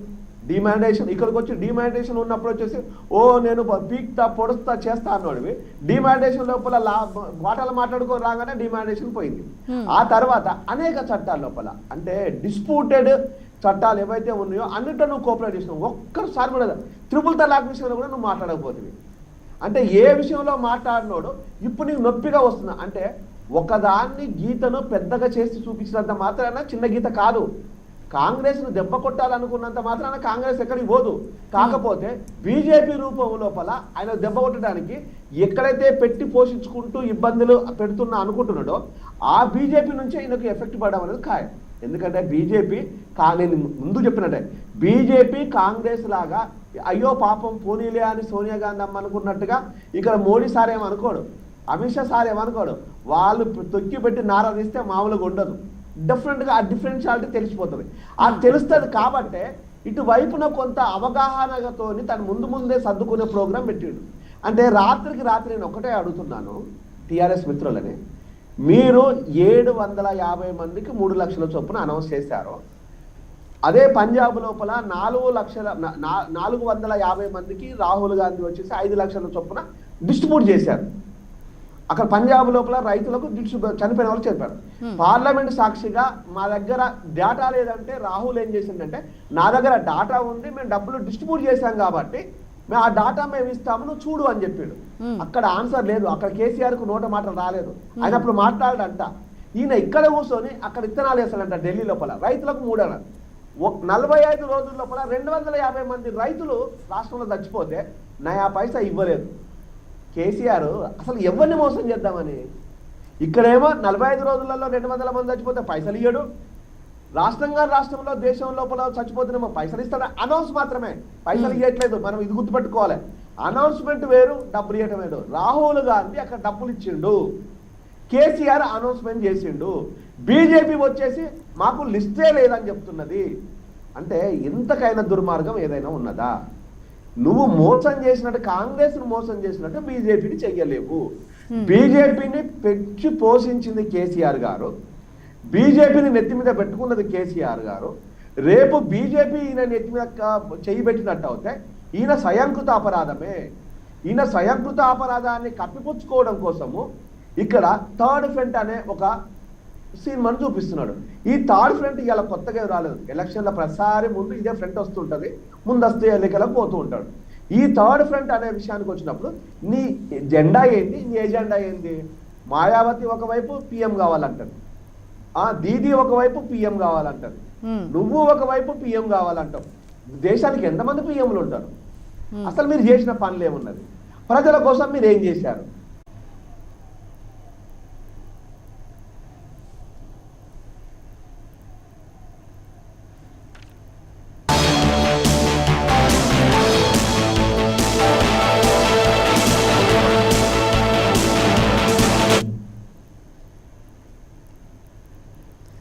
జయరామ్ గారు చెప్పండి. క్లోజ్ చేసేసి 4,70,000 స్కూళ్లను క్లోజ్ చేశారండి. 6,000 దాదాపుగా 6,000కు పైచిలుకుగా నిన్నగాక మొన్న వైన్ షాపులకు ఇచ్చేసింది. దాన్ని రిజర్వేషన్ కేటగిరీగా పెట్టేశారు. తాగుబోతులను తయారు చేయడానికి రిజర్వేషన్ ఎందుకంటే, చదువుకోవడానికి రిజర్వేషన్ కావాలి, ఉద్యోగాలకు రిజర్వేషన్లు కావాలి. ఒకవేళ ఉన్నత విలువలు పొందాలని చేయించాలి అనుకున్నప్పుడు ఒక నిరక్షరాస్యులకు, నిరుపేదలకు రిజర్వేషన్ ఇవ్వాలి. ఓ బ్యాక్వర్డ్ క్లాసులకు లేకపోతే ఓబీసీ వాళ్ళకు రిజర్వేషన్ ఇవ్వాలంటే మీనింగ్ ఉంటుంది. కానీ తాగుబోతులకు కూడా రిజర్వేషన్ ఇవ్వాలన్న గొప్పతనాన్ని మన సీఎం గారినే చూడాలి. అంటే రాష్ట్రాన్ని ఎన్ని విధాలుగా దెబ్బగొట్టాలో, రాష్ట్ర ప్రభువులకి ఎన్ని విధాలుగా నష్టం చేకూర్చాలో, రాష్ట్ర ఖజానాను ఎన్ని విధాలుగా ఇతర వ్యక్తులకు డైవర్ట్ చేయాలో ఈయనకు తెలిసినంత గొప్పతనంగా ఎవరికి తెలియదు. ఈయనను ఇంత మాత్రం అనుకుంటున్నాడు. ఎందుకంటే ఇందులో 100% నేను యాక్సెప్ట్ చేస్తున్నాను. ఒకవేళ కనుక మీరు రాష్ట్రం లోపల ఒక మంచి పని చేస్తున్నప్పుడు డెఫినెట్గా దాన్ని ఆహ్వానిస్తాం, డెఫినెట్గా దాన్ని జైలు కొడుతుంటాం. ఈ రోజు రాష్ట్రం లోపల ఏ మంచి పని జరిగింది? బళ్ళు క్లోజ్ చేస్తున్నావు, గుడి కడుతున్నావు. గుడి లోపల చేసేది ఏంది? అర్చకులు రావాలి, డబ్బులు పెట్టాలి, డబ్బులు చేయాలి, సంపాదించిందంతా పాపాలు చేసిన పాపాలన్నీ కడిగించుకోవడం కోసం డబ్బులు వేయాలి. ఇది గుడి కట్టడానికి పనికి వస్తుంది, నేను తప్పు పట్టడం లేదు. కానీ మరి బళ్ళని ఎవడు క్లోజ్ చేయమన్నాడు? నువ్వు బళ్ళని ఎందుకు క్లోజ్ చేస్తున్నావు? సుప్రీంకోర్టు సిగ్గు లేదని చెప్పింది ప్రభుత్వాలకు, తెలంగాణకు ప్లస్ ఏపీ ప్రభుత్వానికి. ఎందుకంటే లక్షల కొద్ది స్కూళ్ళను మీరు క్లోజ్ చేస్తున్నారు, జీరో అడ్మిషన్స్ చూపిస్తున్నారు. అంటే ఈరోజు జీరో అడ్మిషన్స్ స్కూల్ ఉన్నాయంటే అవి శవాలతో సమానం అని చెప్తుంది.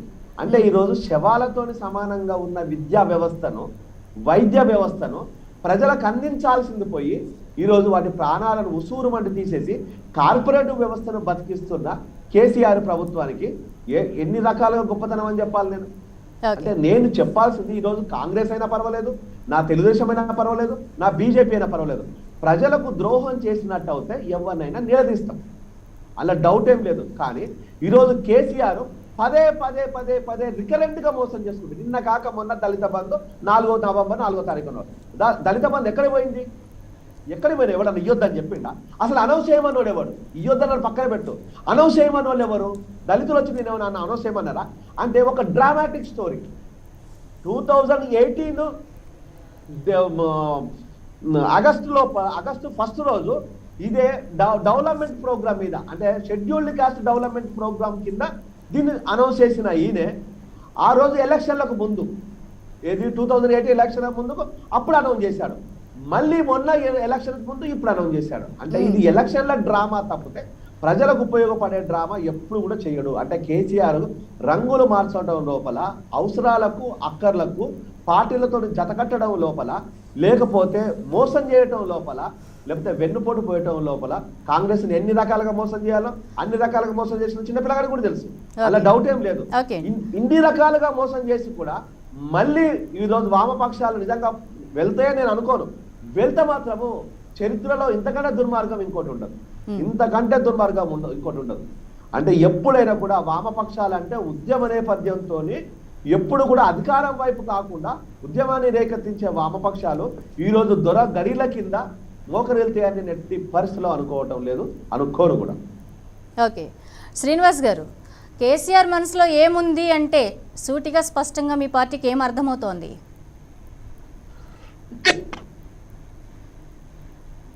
వాయిస్ కట్ అవుతుంది మేడం, వాయిస్ కట్ అయింది మాది. యా, కేసీఆర్ మనసులో ఏముంది అని మీరు అనుకుంటున్నారు? వాయిస్ వినిపిస్తుందా నాది శ్రీనివాస్ గారు? హలో, వాయిస్ వస్తలేదు మేడం, మీరు మాట్లాడుతూ వినబడతలేదు. మీ వాయిస్ నాకు వస్తుందండి, నాది రావట్లేదా? Hello, okay. అరవింద్ గారు, టిఆర్ఎస్ నుంచి అరవింద్ గారు ఉన్నారు కదా, అరవింద్ గారితో మాట్లాడదాం. అరవింద్ గారు, అరవింద్ గారు,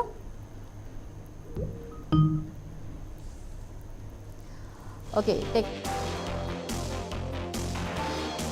చేద్దాం.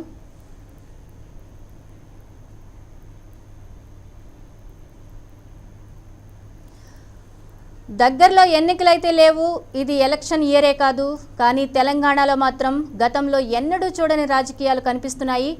ఒకవైపు కేసీఆర్తో లెఫ్ట్ నేతలు సమావేశాలు జరుపుతుంటే, మరోవైపు జాతీయ నాయకులతో బీజేపీ ప్రచారం జోరుగా సాగిస్తోంది. జీవో నంబర్ 317పై రణరంగాన్ని సృష్టించిన బీజేపీ ఆ ఊపును మరింత పెంచేలా నేషనల్ లెవెల్ లీడర్లను దించుతోంది. ఇటు అదే సమయంలో తన స్ట్రాటజీ ఎలా ఉంటుందో చూపెట్టేందుకు కేసీఆర్ కూడా తన వంతు ప్రయత్నాలు చేస్తున్నారు. అసలు కేసీఆర్కు వామపక్ష నేతలతో కలవాల్సిన అవసరం ఏమొచ్చింది? థర్డ్ ఫ్రంట్ ఏర్పాటులో తెలంగాణ సీఎం పాత్ర ఎంత? గత ఎన్నికల్లో ఎత్తుకున్న ఫెడరల్ ఫ్రంట్ నినాదం ఎక్కడికి వెళ్ళిపోయింది? బీజేపీ కొత్త ఎత్తుగడలేంటి? తెలంగాణలో మరోసారి ముందస్తు కథనాలు వాస్తవమేనా?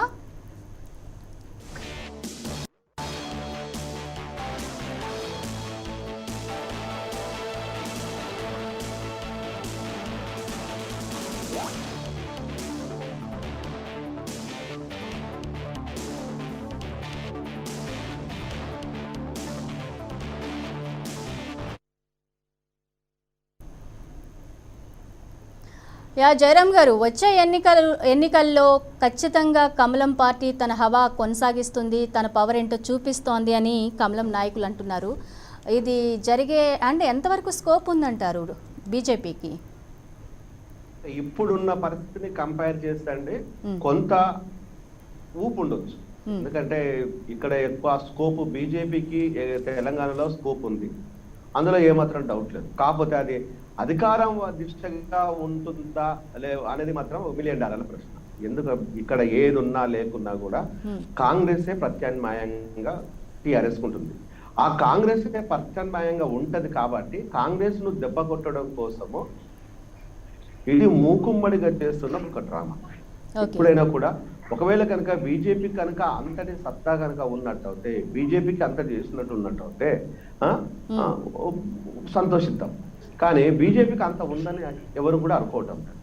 బీజేపీ ఎప్పుడు కూడా కొన్ని అంశాల మేరకు, కొంత అక్కర్ల మేరకు, కొంత వింటున్నకు అది విజృంభిస్తున్నట్టు కనిపిస్తుంది. ఒకవేళ కనుక అది కనుక కనిపిస్తుంటే, నిన్న కాక మొన్న ఏదైతే వరి పంట విషయం లోపల బీజేపీ దగ్గరుండి కొనిపేయాల్సింది, మరి బీజేపీ ఎందుకు కొనిపేయలేకపోయింది? ఎందుకు నిందించుకునే స్టేజ్కి వచ్చేసింది? ఈరోజు రైతులు వాళ్ళ పంటను పండించుకున్న పంటను ఈరోజు కళ్ళల్లో ధాన్యాన్ని పెట్టుకొని కళ్ళల్లో కన్నీళ్లు పెట్టేసుకొని దీనంగా ఎదురు చూస్తుంటే, మరి బీజేపీ మేము చెప్తున్నాము చేయమేంటుంది 50 లక్షల టన్నులు 60 లక్షల టన్ను అని చెప్పుకుంటూ వస్తుంది. ఆ చెప్పుకోవడం కాదు కదా. ప్రజల పక్షాన ఈరోజు ప్రజలు ఎక్కడున్నా కూడా చేతిలో మొబైల్ ఉంది, మొబైల్ లోపల ఏం జరుగుతుందన్న విషయాన్ని చాలా క్లియర్గా గమనిస్తున్నారు. మరి బీజేపీ అంతటి నిర్ణయం ఎందుకు తీసుకోలేకపోయింది అనేది ఇక్కడ ఒక ప్రశ్న. మరొక ప్రశ్న ఏంది అంటే ఇక్కడ ప్రజలకు ఉన్నది, ఒకవేళ కనుక బీజేపీ అంతటి చాకచక్యంగానే ఉండేసి నిజంగా కనుక ఉన్నట్టు అయితే విలేజీ స్థాయి లోపల కార్యకర్తలు బీజేపీకి ఉన్నారా? విలేజీ స్థాయి లోపల బీజేపీకి ఆ విధంగా ఉంటుందా? బీజేపీ అనగానే ఒక మతానికి సంబంధించిన పార్టీ, ఒక కులానికి సంబంధించిన పార్టీ, లేదు అనుకుంటే ఇక్కడ పెత్తందారులు ఉన్న పార్టీ, ఇంకో రకంగా ఉంటే ఒక బ్రాహ్మణికల్ సిస్టమ్ ఉన్న పార్టీ అనేది అనేక రకమైన అపోహలు కామన్ మ్యాన్ లోపల ఉంటాయి. ఆ కామన్ మ్యాన్లో ఒకవైపు క్రిస్టియన్ కావచ్చు, ముస్లిమ్స్ కావచ్చు, లేదు అనుకుంటే ఇతర వ్యక్తులు కావచ్చు, మరి ఈ కింది స్థాయి ఉండవే ఎస్సీలు, ఇతర వ్యక్తులు కావచ్చు. అంటే వీళ్ళందరికీ డౌట్స్ ఈ రోజు బీజేపీ తీర్చేదానికి ఏ ఒక్క ప్రోగ్రామ్ అయినా చేసిందా? ఇదే బండి సంజయ్ ఉండేసి ఏమంటుండంటే హిందూ మతాన్ని పరిరక్షించాలి అంటుంటాడు. ఒకవేళ హిందూ మతాన్ని పరిరక్షించడమే ఇక్కడ ప్రజల అందరి లక్ష్యం కదా కదా. ఇక్కడ క్రిస్టియన్స్ కూడా ఉన్నారు, ముస్లిమ్స్ కూడా ఉన్నారు, మైనారిటీస్ ఉన్నారు, వాళ్ళందరూ ముఖ్యం కదా. అంటే బీజేపీకి అంతటి ఉందని నేను అనుకోను, అంత శక్తి ఉందని నేను అనుకోను. ఇక్కడ రాజ్యాధికారాన్ని చేజిక్కించుకునే అంత శక్తి ఉందని నేను అనుకోను. ఒకవేళ కనుక కాంగ్రెస్ మిత్రులు కనుక ఇప్పటికైనా అంటే జగ్గారెడ్డి లాంటి వ్యక్తులు, కోమటిరెడ్డి లాంటి వ్యక్తులు, ఇంకొంతమంది వ్యక్తుల మాటలు వినేసి ఇష్టానుసారంగా లాక్కపోతే కాంగ్రెస్ ఇట్లనే ఉంటారు.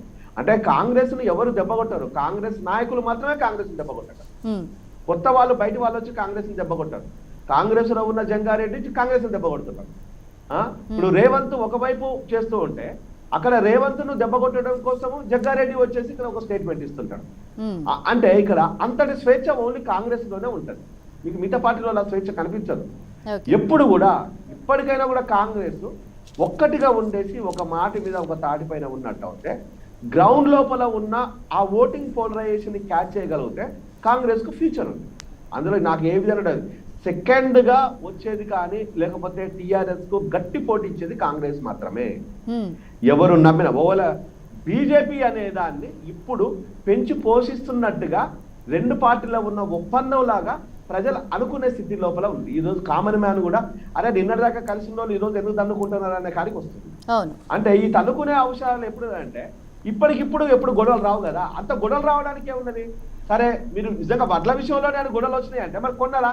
నువ్వు నా బీజేపీ కొనలేదు, నా టీఆర్ఎస్ కొనలేదు, మరి ఎవరికి ఉపయోగం? అంటే ఇక్కడ కాంగ్రెస్ దెబ్బకొట్టే ప్రయత్నం లోపల, కాంగ్రెస్ దెబ్బకొట్టే ప్రయత్నం లోపల ఇక్కడ కాంగ్రెస్ నాయకుల చేత స్టేట్మెంట్లు ఇప్పించడం. ఇప్పటికైనా కూడా రేవంత్ వీటన్నింటినీ సర్దిద్దుకొని రేవంత్ కున్న దూకుడు కావచ్చు, కాంగ్రెస్ కున్న ఒక ఐడియాలజీ కావచ్చు, ఆ కాంగ్రెస్ కున్న ఒక డెమోక్రటిక్ సిస్టమ్ లో ఉండే పనిచేసే విధానం కావచ్చు, అది డెఫినెట్ కామన్ మ్యాన్ ఈ రోజు ఎస్సీ ఎస్టీ లోపల ఒక బలమైన ఓటు బ్యాంక్ ఉందంటే కాంగ్రెస్ దే. మిగతా టీఆర్ఎస్ ఉండదు. శ్రీనివాస్ గారు, కాంగ్రెస్ తరపున ఫైనల్ గా మీరు ఏం చెప్పాలనుకుంటున్నారో క్లుప్తంగా చెప్పండి. మేడం నేను చెప్పేది వినబడుతుందా మీకు? వినిపిస్తుంది చెప్పండి. మీరు చెప్పేది వినబడతలేదు, మీ వాయిస్ వస్తలేదు. ఓకే, మీ వర్షన్ చెప్పండి ఫైనల్ గా. ప్రాబ్లం ఉంది. ఇప్పుడు మనకి టైం అయిపోతుంది కాబట్టి చివరిగా మీ పార్టీ తరపున ఏం చెప్పాలనుకుంటున్నారో 2 ముక్కల్లో చెప్పండి. అసలు వాయిస్ కట్ అయింది మేడం బాగా. Okay, done. టెక్నికల్ ఇష్యూ ఉన్నట్టుంది. అరవింద్ గారు మీరు మాట్లాడండి, మీరు కన్క్లూషన్ ఇవ్వండి. మరి ప్రజలు చూస్తున్నారు, తెలుగు రాష్ట్రాల ప్రజలు చూస్తున్నారు, మరి ముఖ్యంగా తెలంగాణ ప్రజలు చూస్తున్నారు. మరి థర్డ్ ఫ్రంట్ ఏర్పాటు చేసుకుంటున్నారు. ఈ వామపక్షాల చర్చలు ఇక్కడతోనే ఆగిపోతాయి అంటే హైదరాబాద్కే పరిమితం అవుతాయా? జాతీయ స్థాయిలో వాటి ప్రభావం ఎలా ఉండబోతోంది? మీరు ముందస్తు ఎన్నికలకు వెళ్ళబోతున్నారా? ఎన్నో ప్రశ్నలు ఉన్నాయి, వాటన్నిటికీ క్లుప్తంగా సమాధానం చెప్పండి. మేడం, ముందుగా నేను ముందే చెప్పినట్లు గతంలో కూడా వీళ్ళ ఎవరంటారు మేడం, నాది రిపీట్ అవుతుంది మేడం, నాది నాకు. మీ వాయిస్ మీకే రిపీట్ అవుతుందా? Yeah, exact. ఇప్పుడు ఓకే. యా. అయితే ఇక్కడ తెలంగాణ రాష్ట్రంలో మేడం సరే రకరకాల అంశాలు, పగవారికి పంచాంగం ఇస్తే పగటిలే చనిపోతాడు అన్నట్టు, ఇక సరే ప్రతిపక్ష నాయకులకు లేదు అనుకుంటే వేరే వాళ్లకు, కేసీఆర్ గారిని వ్యతిరేకించేటువంటి వాళ్లకు మాట్లాడేటువంటి అవకాశం ఇస్తే ఇట్లనే మాట్లాడతారు, ఈ రకంగానే మాట్లాడతారు. కానీ కేసీఆర్ గారికి ఉన్నటువంటి ఒక విజన్, కేసీఆర్ గారికి ఉన్నటువంటి ఒక పట్టుదల, వాక్శుద్ధి, కార్యశుద్ధి, చిత్తశుద్ధి ఉన్నటువంటి ముఖ్యమంత్రి భారతదేశంలో ముఖ్యమంత్రి కేసీఆర్ గారే అనేటువంటి విషయం చాలా స్పష్టంగా తేటతెల్లమైపోయింది మేడం. గతంలో అనేక సందర్భాల లోపల అనేక అంశాలపైన పట్టుతో మాట్లాడేటువంటి తీరు కానివ్వండి, వాళ్ళు వివరిస్తున్నటువంటి అవలంబిస్తున్నటువంటి విధానాలు కానివ్వండి, ఇవన్నీ కూడా భారతదేశ ప్రజలందరూ కూడా కేసీఆర్ వైపు చూస్తున్నటువంటి పరిస్థితులు గతంలోనే ఉండే.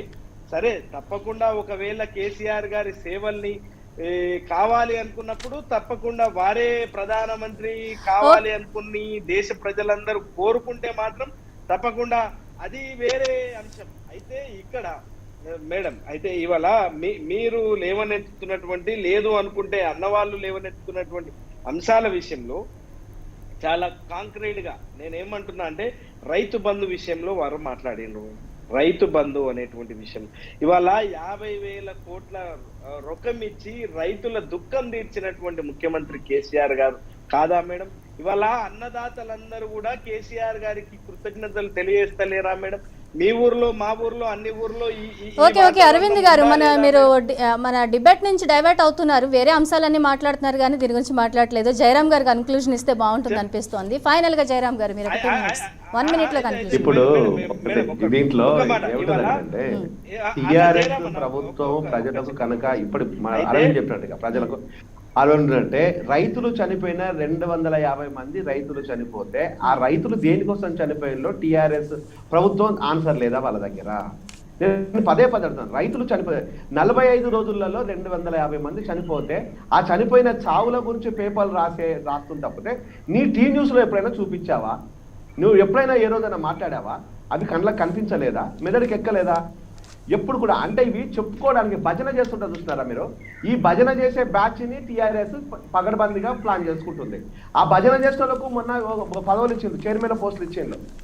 ఇట్లా భజనలు ఎంత భజన చేయగలుగుతున్నారు అంటే ఛానళ్లలోకి వచ్చి నిజాలు చెప్పకుండా అబద్ధాలు చెప్పడం లోపల కేసీఆర్కు భజన చేయగలిగితే వాళ్ళకు ఉపయోగకరంగా ఉంటుంది. కానీ మేము భజనలు చెయ్యం.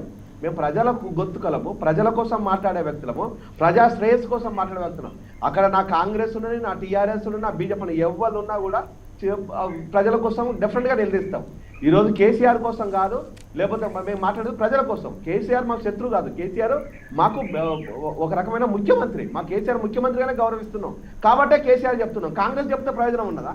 కేసీఆర్ చెప్తేనే ప్రయోజనం. అంటే కేసీఆర్ చేసిన తప్పులను ఇప్పటికైనా కరెక్ట్ చేసుకున్నట్టు అవుతే, కేసీఆర్ చేసే ఎప్పుడైతే రాజకీయ వైఖరి, రాజకీయ ద్వంద్వ వైఖరి, నీ రాజకీయాల కోసం మాత్రమే ఈరోజు బతుకుతానంటే మాత్రం డెఫినెట్ గా కేసీఆర్ మరో వెనక్కి తిరిగి చూడాల్సి వస్తుంది. కేసీఆర్ ఇప్పటికైనా కూడా ప్రజల సమస్య కోసము, ప్రజల అక్కర్ల కోసం దృష్టిలో పెట్టుకొని ప్రజా శ్రేయస్ కోసం ఇప్పుడు ఒమిక్రాన్ ఉన్నది, ఒమిక్రాన్ కోసం హాస్పిటల్ స్ట్రెంత్ అని చెయ్యి. రానున్న రోజుల్లో చిన్నపిల్లలకు ప్రాబ్లం వస్తుండొచ్చు, పిల్లల కోసం నువ్వు స్ట్రెంత్ అని చెయ్యి. ఒక 100 పడకలున్న ఎక్కడ కూడా పీడియాట్రిక్ యూనిట్ లేదు. తెలంగాణ లోపల ఏ ఒక్క హాస్పిటల్ లోపల ఇప్పుడు కొత్తగా 100 పడకలను అడిషనల్ గా ఏర్పాటు చేయలేదు. 100 మంది డాక్టర్లను అపాయింట్ చేయలేదు, 100 మంది నర్సులను అపాయింట్ చేయలేదు. ఉసూరు పంచుకుంటూ ఇక్కడ పనిచేసే డాక్టర్లను, పనిచేసే సిస్టర్లను జోనల్ పేరు మీద షెఫ్లింగ్ చేసిన ఇష్టాంతరంగా. ఇది ఒక రకమైన బిజినెస్. అంటే ఈరోజు దాని పేరుతోని ఈరోజు విపరీతమైన డబ్బులు వసూలు చేసే ప్రోగ్రామ్. అంటే ఈ రోజు ట్రాన్స్ఫర్స్ అక్కడ నుంచి ఎస్కేప్ కావాలనుకుంటే డబ్బులు. అంటే ఈ రోజు నేమ్ ఉన్నోడు, ఫేమ్ ఉన్నోడు, డబ్బులు ఉన్నోడు ఉండే ప్లేస్ లో ఉంటున్నాడు. మరి నిరక్షరాస్యులు, నిరుపేదల పరిస్థితి ఏంటి? రేపు వాళ్ళకి ఎక్కించిన డబ్బులు వచ్చేస్తాయి. ఒక కామన్ మ్యాన్ కు ఉద్యోగం వస్తే వాళ్ళకి ఎక్కించి వస్తాయి. ఈ రోజు డాక్టర్ ఒక దగ్గర భార్య బిడ్డలతో సెటిల్ అయిపోయినాడు, రాత్రే వెళ్ళిపోమంటే ఎక్కడికి వెళ్ళిపోతాడు? ఎంత దుర్మార్గం చేసుకుంటూ ఇంకా మేము ఏమీ చేయటం లేదు. ఈరోజు ఉపాధ్యాయులు ఎంత ఓవరాల్ గా ప్రజలకి కావాల్సినటువంటి వాళ్ళకి మేలు కలిగించే పథకాలతో ప్రజలకు సేవ చేయాలని ఓవరాల్ గా కోరుకుంటున్నాం. థ్యాంక్ యూ వెరీ మచ్ అండి. జయరాం గారు, శ్రీనివాస్ గారు, అరవింద్ గారు, అలాగే వీరేంద్ర గారు డిబేట్లో పార్టిసిపేట్ చేసినందుకు ధన్యవాదాలు. ఇది వాళ్ళ పీపుల్ ఫోరం డిబేట్. మరో అంశంతో మళ్ళీ కలుద్దాం. నమస్తే.